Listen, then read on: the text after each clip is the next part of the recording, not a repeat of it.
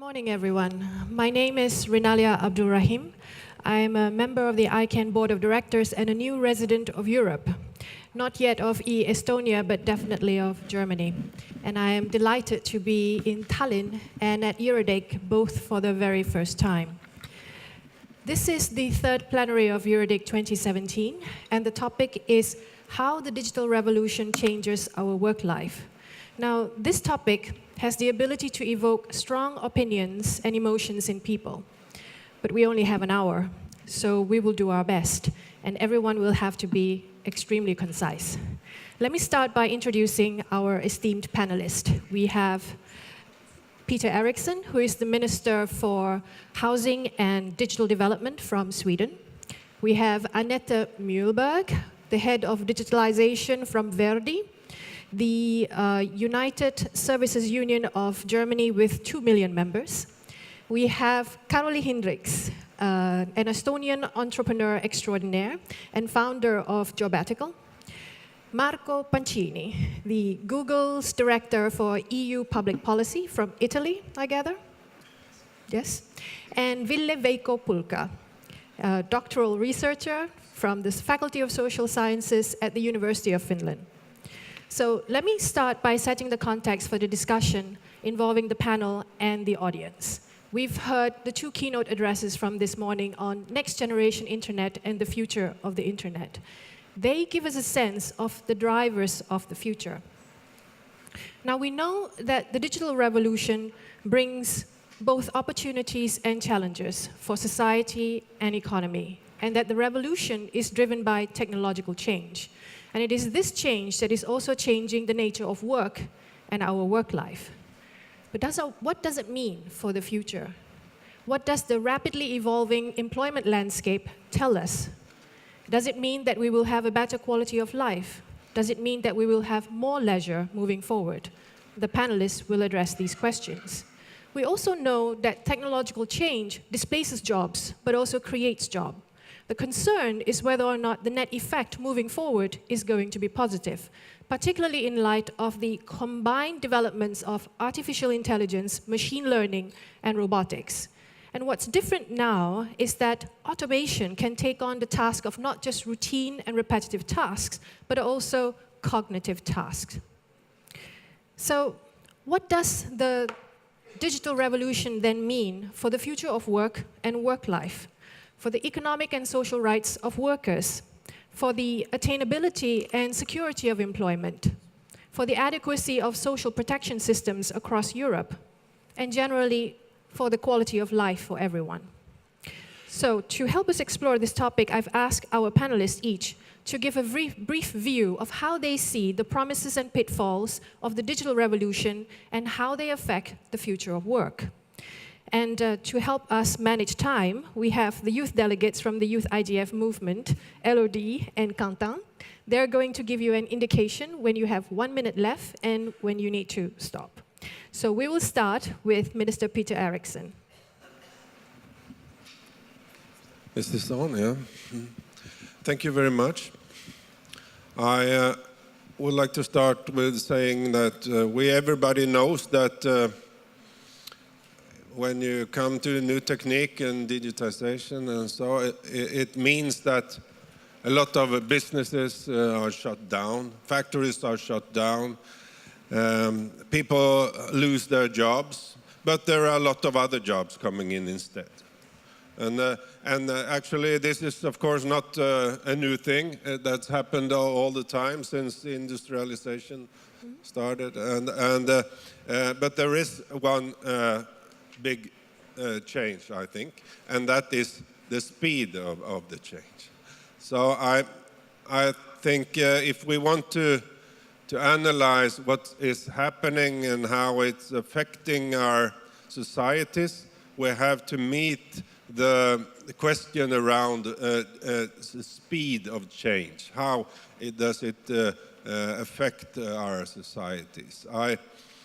I mean that we, for example, have to look much further on how we organize social security and also education. If we want to our societies and the people to face the possibilities of the new technique and the new jobs coming up, then we have to change our way of thinking around education and learning. And that's maybe the most important thing of all, because we have to stop the thinking that you educate when you're young and then you work with something for the rest of your life, and then you're a pensionist. I think we have to find models of the society to be included in financing together with the companies, a system where it's normal to educate and learn every year or every second year and get the payment around this. And then also we have to change the way we look at social security. But I think that basic income that many people talk about right now is not the way forward.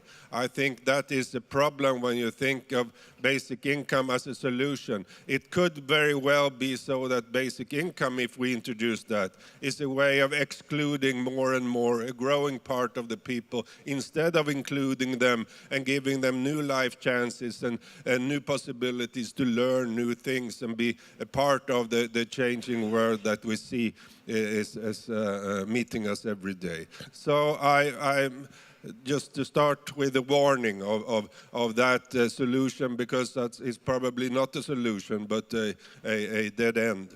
Yeah. Thank you very much. Annette, what do you think? Well, does it work? Okay. Well, hi everybody and good morning.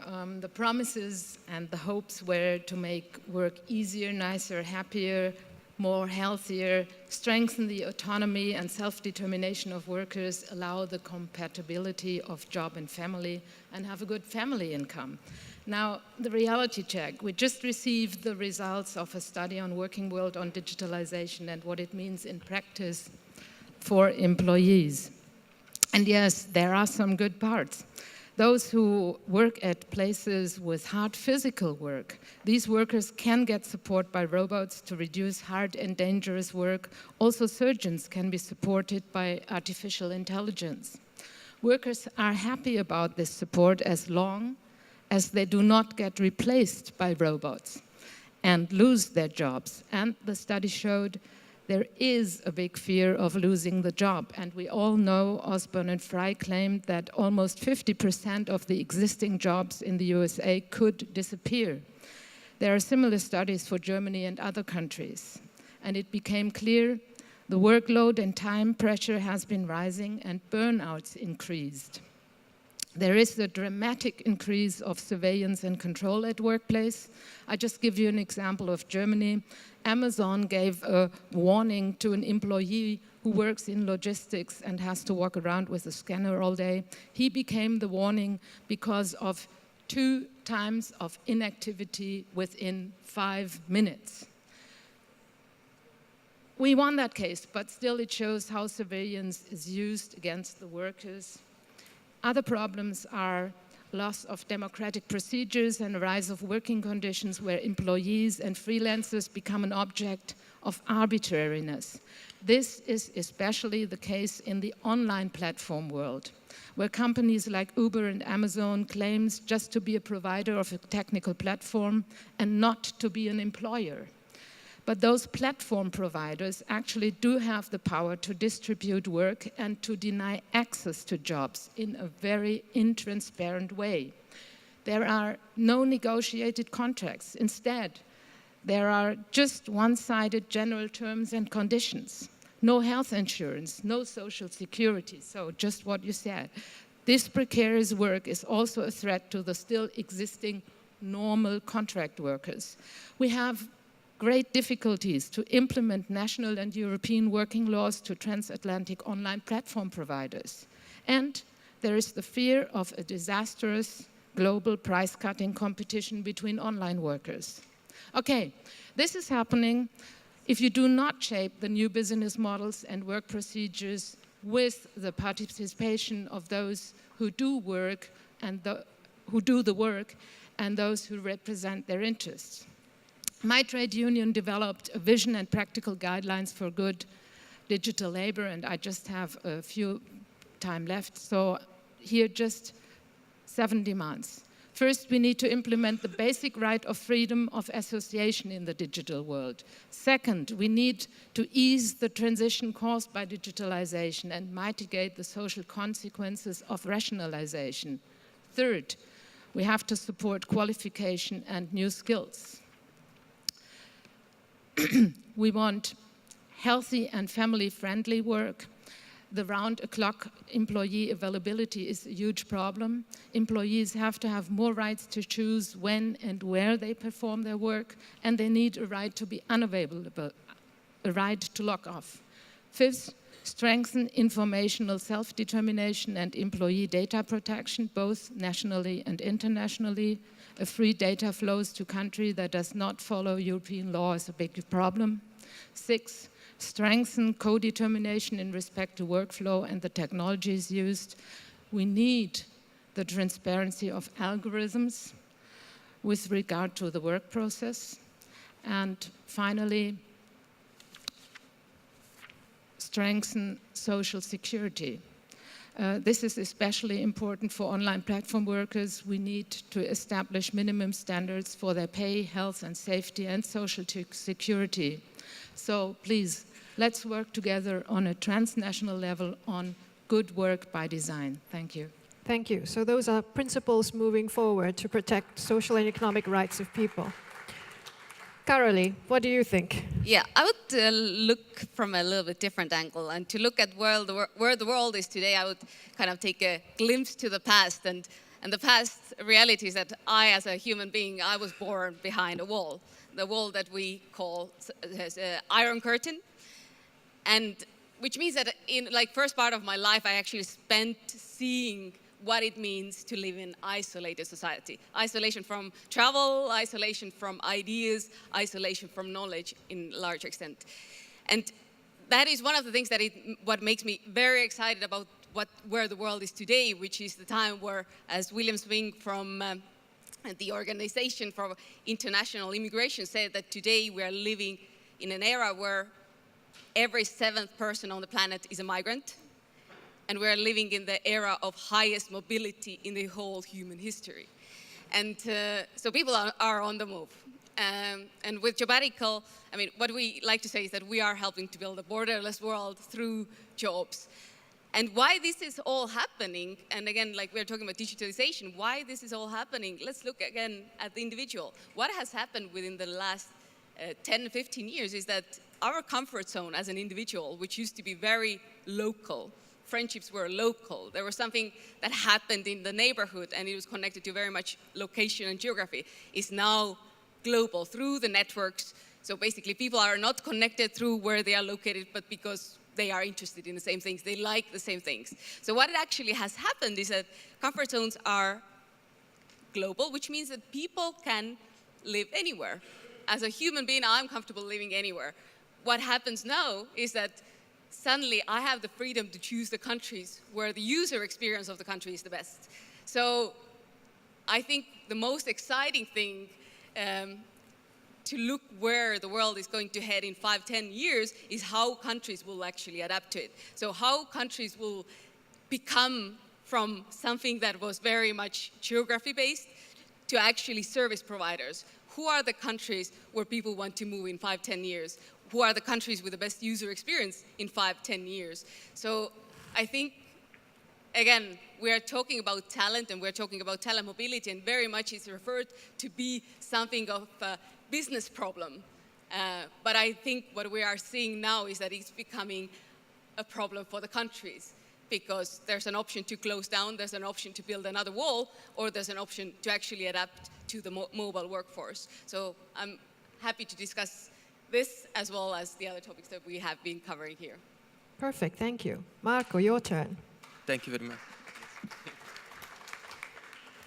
Thank you very much. Thank you for having me today. It's a very inspiring discussion. I think we need to start from acknowledging that this is an issue that we need to discuss, we need to tackle. Indeed, you know, both the position of denying completely the impact of new technologies on the job of the future are wrong, but also from the contrary, like demonization of these dynamics is also something that we need to avoid, which also is reflected in the numbers that we are facing, that goes from the 40% of impact on the jobs or to the 10% of ACD. So I think we should, starting from acknowledging the issue, but also moving away from focusing too much on just trying to measure this impact, while instead the real debate should be on what we can do as stakeholders, as a multi-stakeholders society in tackling this important issue. And I think what we heard this morning is already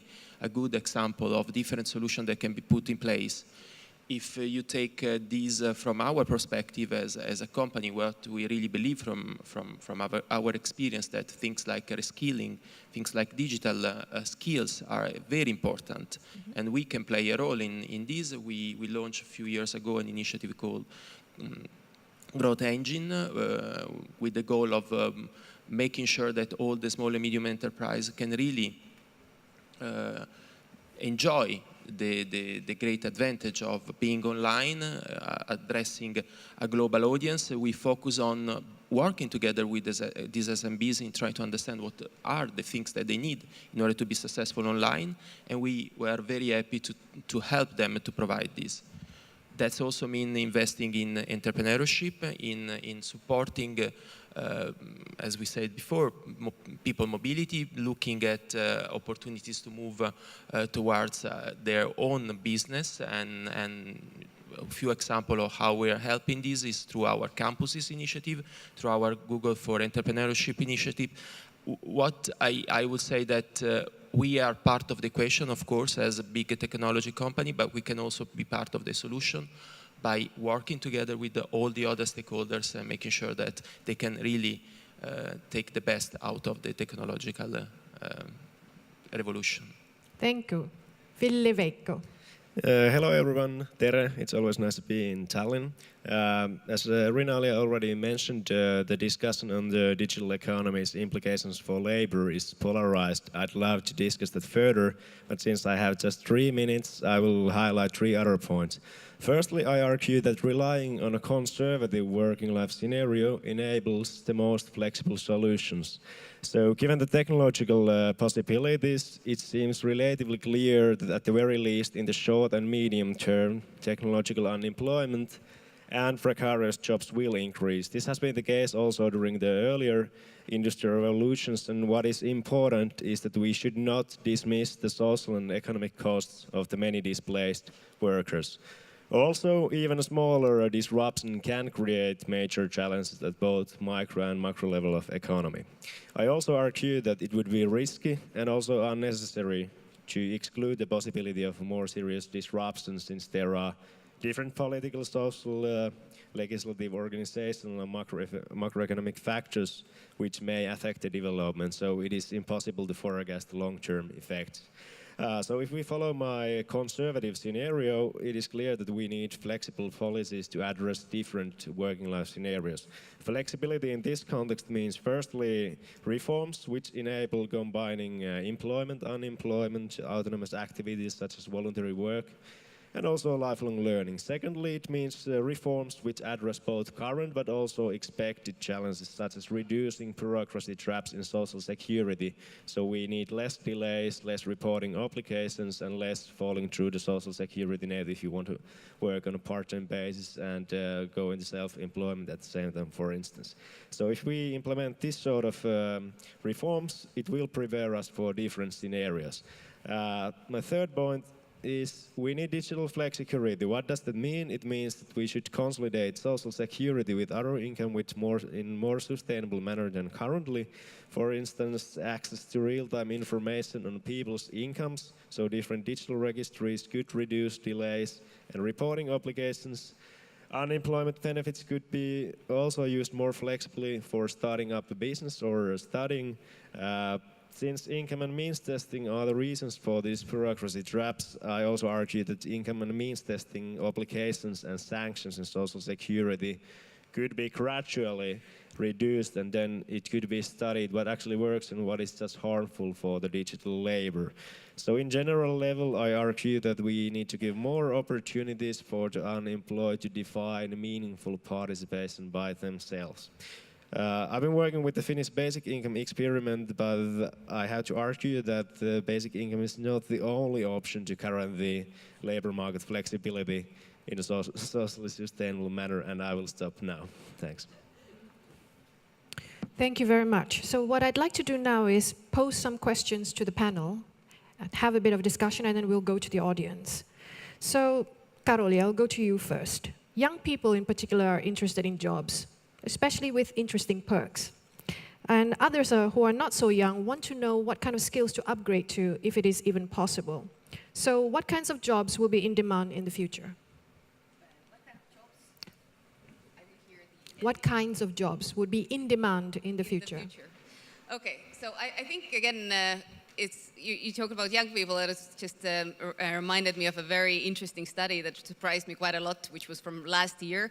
It was done on college graduates in the United States, and it asked basically what is the most important thing when you choose your first job. And I mean, we are talking about people who are coming out from the university, have zero experience, have tuitions to pay, loans to pay, and the number one thing which 92% of all the respondents answered was making a difference, so making an impact. And that was the number one thing. And when you talk about where people are going to work and how they were going to work, I think this is very much illustrating this. Regarding your question about what are the jobs that are going to be in demand, I mean, we have jobs today, like for example, on Sabbatical, we have mainly tech and marketing related jobs. That's where our focus is. And we are looking at Android developers, app developers, which are like top 10 most sought out skills in the world.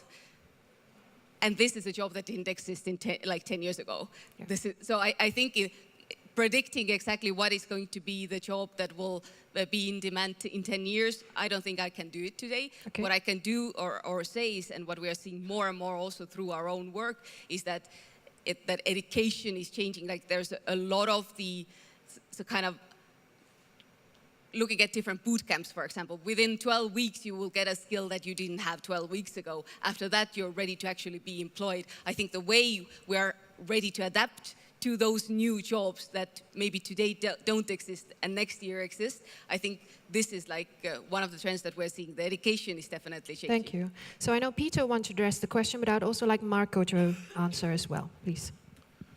Yes.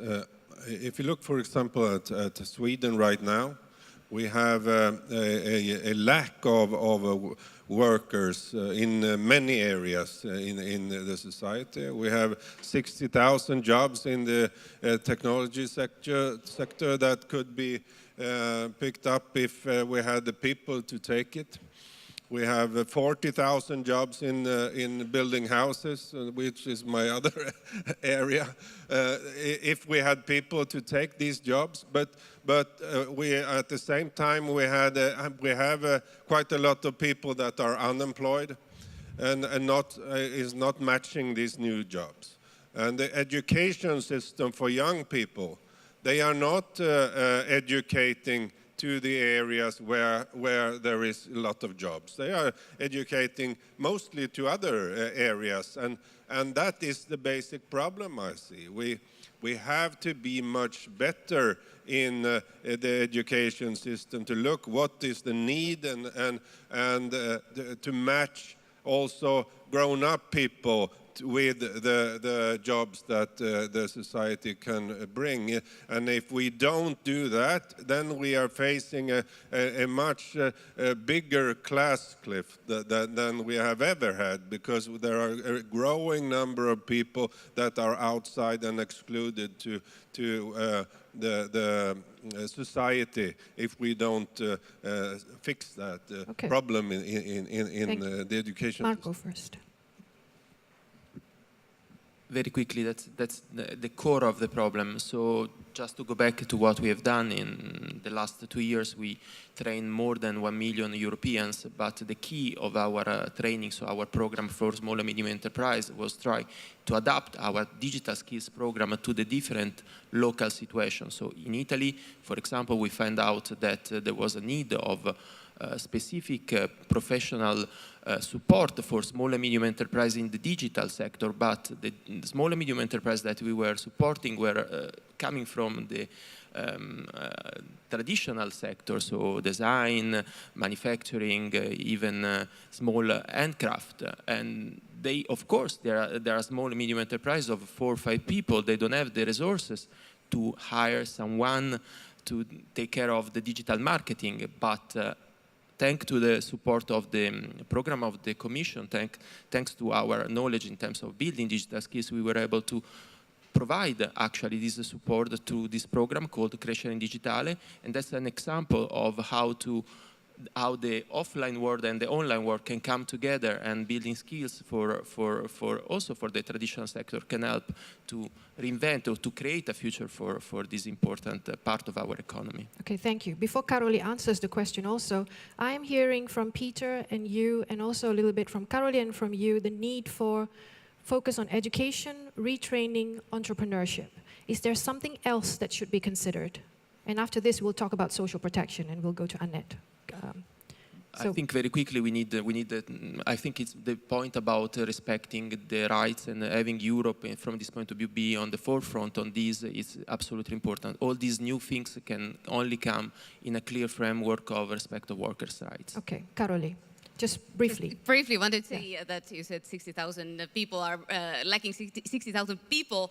We have those 60,000 people, and I think that is one of the kind of examples of how today the human mobility is such an opportunity for countries. The question about is how to adapt, like how you make it, how those 60,000 people will be welcomed easily in Sweden, for example. So just a remark.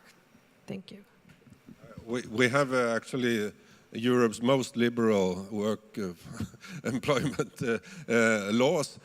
So we have good possibilities for companies to take engineers from India, and they do that but there's still this situation is, and the problem is that we have unemployment, and young people are educated, but they don't get job because they are not educated to the works that are there in the businesses, and partly because they're not so interested in it, and partly because there are problems with the new jobs. It's not secure. It's often temporary. I think we need a better social system to meet the challenges of the new jobs that are coming in. And every new job is maybe not a good job either. We have to face that too. But many new jobs is more effective than the old ones. So we have to adapt both education and social security, and also the laws in the work system. So people can feel that even if their jobs is going away, the society is helping them to get new life chances and possibilities to get the other job in 2 years or 1 year or half a year. So let's talk about the social protection system that you are talking about, because he had mentioned the need for flexible policies and digital flexicurity. So how do we go about doing that? What needs to be adapted? Well, right now it seems that the direction is the opposite, that for instance the Finnish government is implementing more obligations, more conditionality, and making it slightly more difficult to combine different labor market statuses. So I think at real political level the governments haven't discovered yet what digital flexicurity could mean. Well, from policy perspective, as I mentioned, making lifelong learning easier is one key thing. European Union has been discussing it since I think 1980s, but if you don't give people resources, namely time and money, it's just the empty word that can be used in the speeches in these kind of conferences. So we need to admit that maybe basic income, maybe some other solution, maybe using unemployment benefits more flexibly could be the choice to give people more opportunities to adapt to more fluctuating labor markets. Okay, so basic income plus the existing benefits. Basic income or less conditionality. Less conditionality. Annette, I know you have an opinion on this. Yeah. Well, I think we have to talk about... Closer. Okay. There are different developments right now going on. So you still have jobs where there are full-time people, you know, it's just one employer, everything is rather easy in comparison. If you have several employers, it's getting more complicated. If you have no employer, you're sort of self-employed, but on an online platform, as I said, we first have to clarify what laws are actually implemented. Does the national law count or not? And can it be implemented? Secondly, I think that online platforms, contracting entities should be required to make a proportional contribution to the social security system's funding, just as traditional employers. Mm-hmm. So I think this is really something extremely important.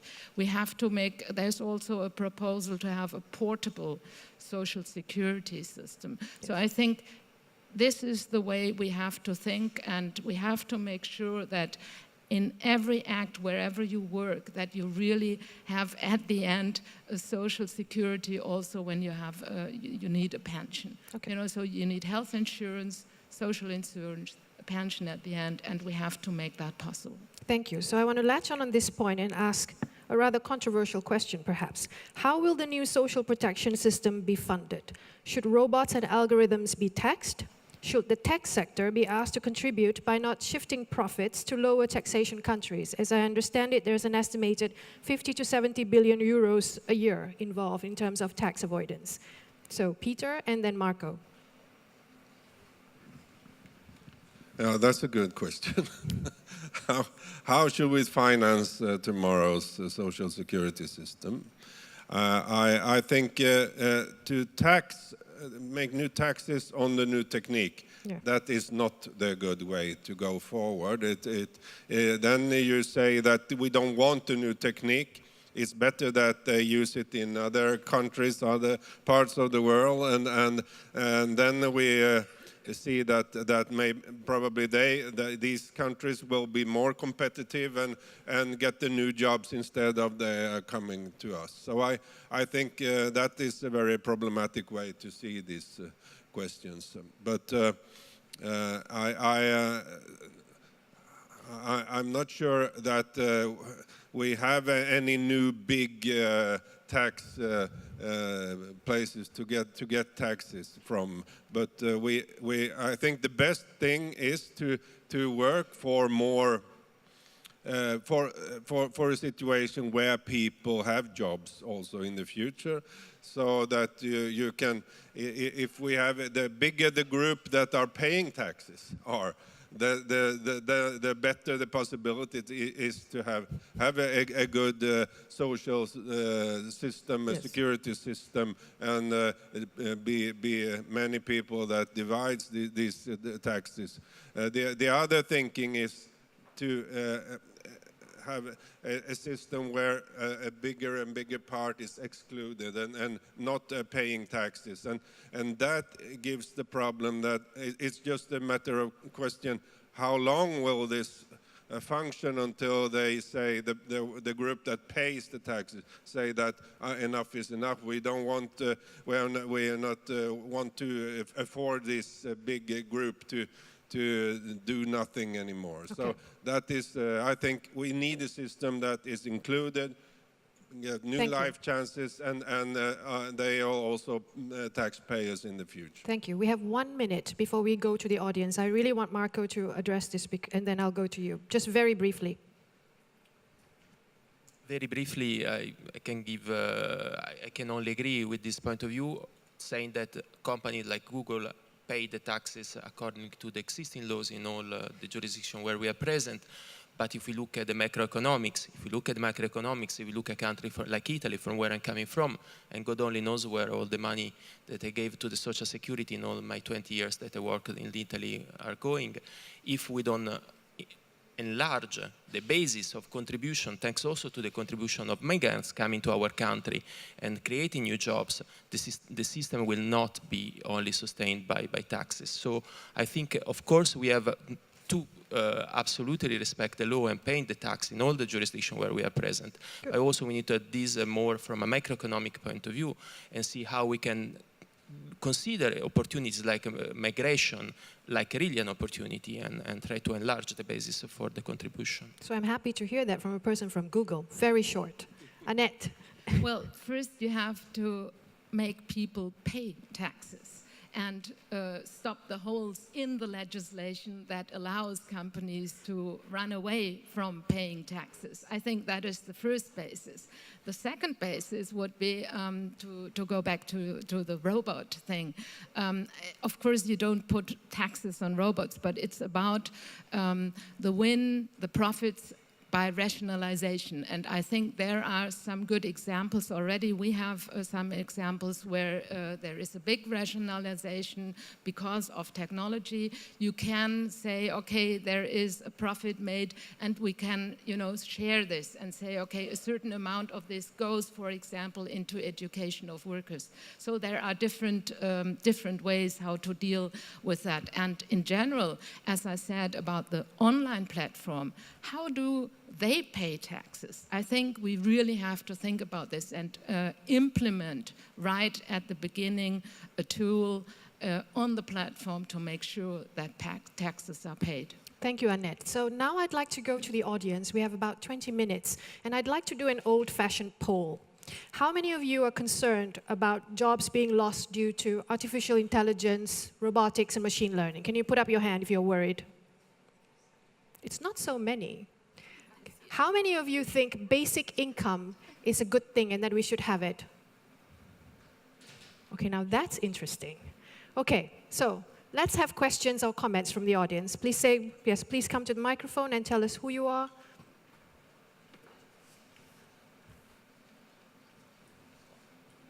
Okay. I'm Deborah. I'm an Italian from UK, and I want to say, if possible, two things. First of all, since I'm Italian living in UK, I wanted to point out, I think, the fact that was said before that now we're living in a global world and people can live anywhere, but it's still a privilege, I'm afraid. I'm one of the privileged ones, thanks to my passport. I could move to another country in UK, even if in 2 years it won't be possible anymore, but I could do it. And sadly, instead, it's like people in this world are not the same because of that, and I think it's something that we should always remember. And another thing concerning jobs and the use of the digital revolution and all these things, one thing that I really love about the internet, and this has been mentioned, is the fact that it made available more resources. The fact that we know that there are some people that don't pay much taxes, it's because, now archives are digitalized, they're more available. I'm thinking about also what came out with Panama Papers, with when we knew about Guantanamo. All these things probably without the internet wouldn't be possible.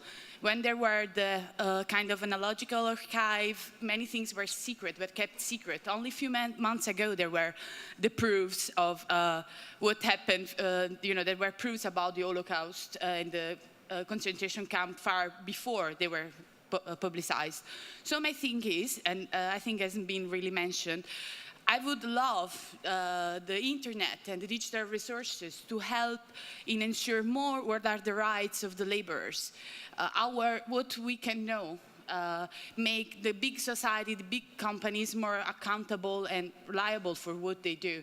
Because we mentioned taxes, but we talked about the fact that now digital world, digitalization is used basically to control more, to put more pressure, instead of being used for the good, for ensuring more rights for who is actually working. Because it's getting scary, the fact that there is still this huge gap about the people that are paid on the kind of the lower levels of works and the ones that are on the top. And it's something that I think we should need to address if we really want to develop and talk about a sustainable future that will protect everybody, regardless their status or their citizenship.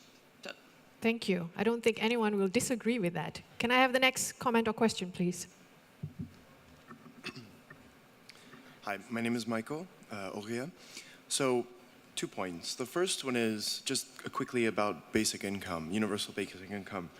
I'm a supporter of universal basic income. However, there still needs to be a lot of research done on this. We don't necessarily yet have the ideal model. And even then, each model would need to be tailored to each individual culture and, in many ways, states in which it is being, I think, in which it is being implemented in. With that said, there is already a group of people in the world that benefit from universal basic income, and those are the wealthy, and those are the people that are generally speaking in the 1%, through the nebulous tax system that exists, through the huge kinds of investment resources that they benefit from, etc. So the fact that UBI is new, it's not really true. It's just that the way that a certain group of people have bought into UBI is very different from how we now are conceptualizing it. With that said, in general, I honestly think that inequality is one of the biggest issues that we have today, especially in terms of society. So how technology can both address it as well as not exacerbate it, I think is really one of the key concerns that we should, as the internet governance community, should be considering, but also how new technologies, whether it be things like blockchain or other ways of increasing transparency and accountability, specifically of our financial systems, I think that's one way that we could do this. Of course, everybody paying their fair share and avoiding tax havens is also a great way to do that. Thank you. All excellent points. So for the panelists, just listen and absorb, pick up what points you might want to respond to, and I'll come back to you a bit later. Roberto. Yeah, Roberto Gaetano. I'm part of the lucky generation that in the Western world had the opportunity to do the education that we wanted and look for a job that we wanted, and there were plenty of opportunities.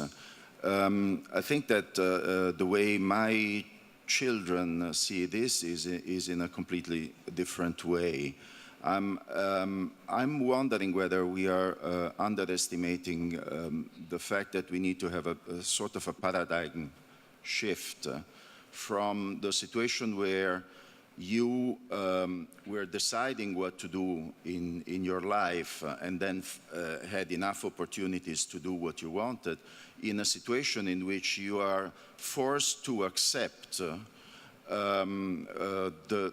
job that is available rather than being able to choose.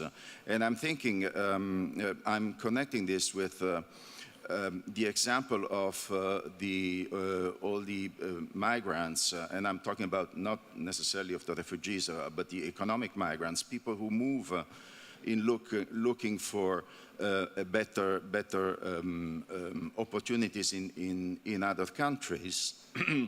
And most of those people have the attitude that we have lost in the Western world, which is to be able to accept what is available and to make a living out of it, rather than laying back and then being forced to look for some support from the society instead of rolling up our sleeves a bit more and try to do something, even if it's not 100% what we wanted to do. Thank you, Roberto. Krishna.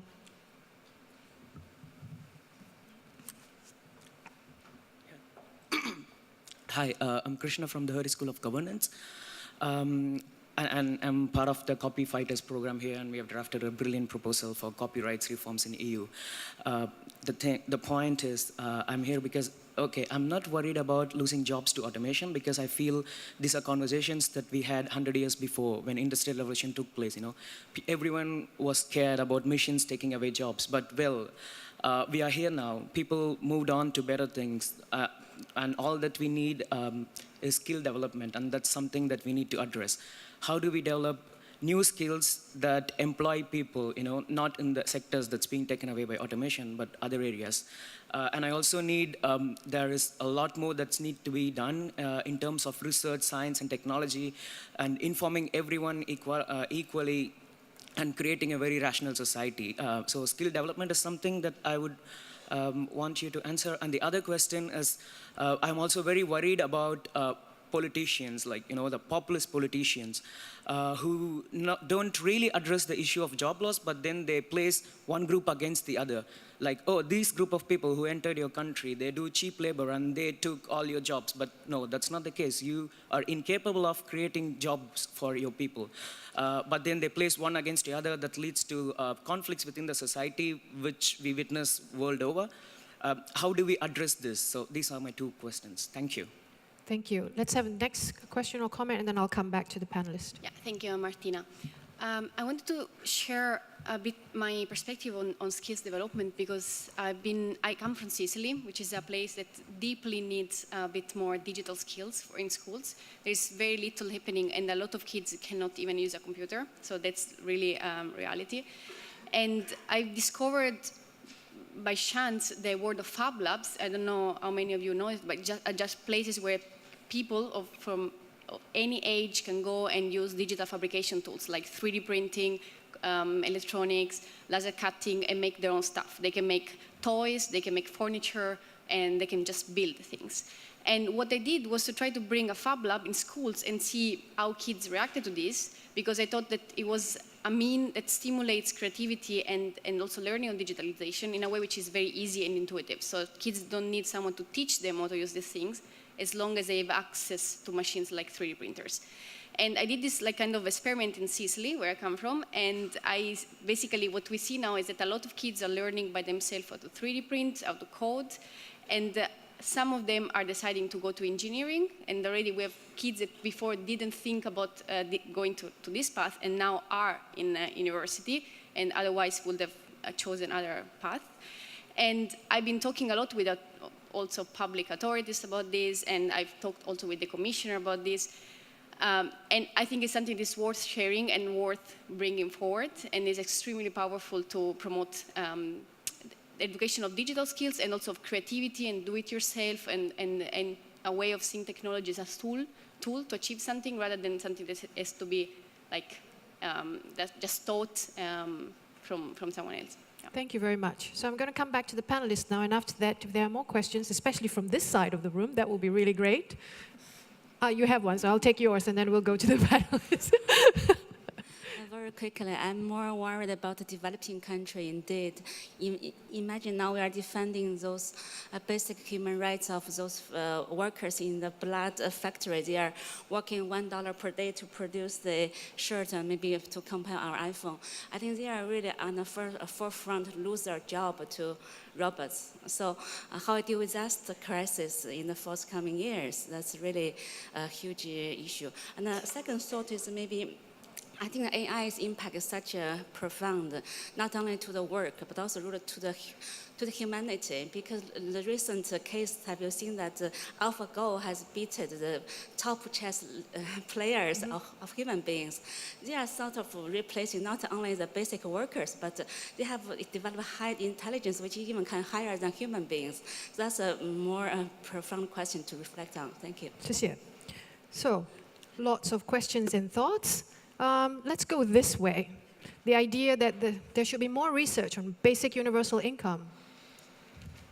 Yeah, well, I agree with that statement, but I also think that we already know a lot of things about basic income. I think Michael gave a really good comment, and what should be emphasized is that there is not just one model, and basic income cannot be discussed at the general level, since the level of basic income, replaceable benefits, and also the employed taxation system will determine the effects in the last resort. So that's something that is really important to bear in mind when discussing basic income. What is ideal model? I think in any case, if basic income is implemented, it should guarantee sufficient income in all situations. And ideal model in the end, that means that's a political question. It's a result of struggles between different interest groups. Inequality, yeah, I think that's a really big challenge now, and I forecast that it's going to be even a bigger challenge in the near future. If you read a book by Anthony Atkinson, Inequality, his last book, let him rest in peace, it is clear that taxation is still the key, or one of the key solutions to tackle inequality, but we could also discuss other measures. One interesting question is the question of who owns the robots rule the world. So maybe employer ownership should be rediscussed also in Europe and in global level. So not just taxation is the only choice. We have 4 minutes in total, so you have to be very brief because we need to cover Okay, everything. I will just comment the history versus exponential development. So is history evidence, good enough evidence to show that the jobs, there will be capitalization effects, so more jobs? Perhaps, but then again, it's impossible to forecast that kind of effects. And in my humble opinion, we should widen our political imagination. Okay, if we can automate many jobs, let's automate them, and then let's minimize the working hours, and let's just try to guarantee sufficient income. Thank you. Very quickly on the inequality, which I think is a core issue that we need to discuss. Google builds product for everyone, so all our services are the same for a big company. We all also use our services for the small medium enterprise in order to really create, for once, a positive level playing field and make sure that there is no inequality in using digital tools. But another important initiative that we are putting forward is to make sure that all the development that we are doing on artificial intelligence are available for all the community of the interested party through TensorFlow, which is our open source approach to artificial intelligence. One last comment on AlphaGo. I think what happened in China is absolutely remarkable, but we don't have to forget that robots are trained by humans, and humans and robots actually can in the future work together, having always humans on the steering wheels. Thank you. Thank you. Regarding looking back at history and how this can reflect to the future, then I really like to quote the Estonian president who a few weeks ago just asked the question, would in this industrial revolution happen if we would have taxed the tractors? If we would have taxed the tractors? And I think it's a very good question that we have to ask when we look forward. But inequality, I think, again, looking what happened last year with Brexit and what happened last year in the United States was a great kind of reflection of the inequality. At the same time, it's interesting because we also are living in an era where you think of like a Nigerian teenager with a smartphone who has better access to information than Bill Clinton had as a president. So I think the very big question is how could we give the knowledge not to watch the cat videos from those smartphones, but to actually encourage to learn, because today you can learn, like you can get skills and get education for free from YouTube that you had to pay hundreds and thousands of dollars years ago. So I think there's like this mismatch that at one point we are very much more equal than we have ever been before, but it goes back to the same question, the education. Thank you. Cat videos. Okay, Annette. Thank you. Well, I would love to talk about open standards and interoperability much more because I think it's really important for our economy. And so but we don't have the time for that. I just want to pick up what has been said over there. I think we do have to, this is a very privileged discussion here, a discussion of privileged people about mobility and education and everything. We have labor conditions in Germany where people in a supermarket are hired because the husband does not contribute to the family income. They know that they are part-time workers. They know that they have to take that job. They know that they will do voluntary work, extra work, unpaid, because they are depending on that income to feed their children. So, you know, this is in Germany the case. Now we have the example of working conditions where our iPhones are produced.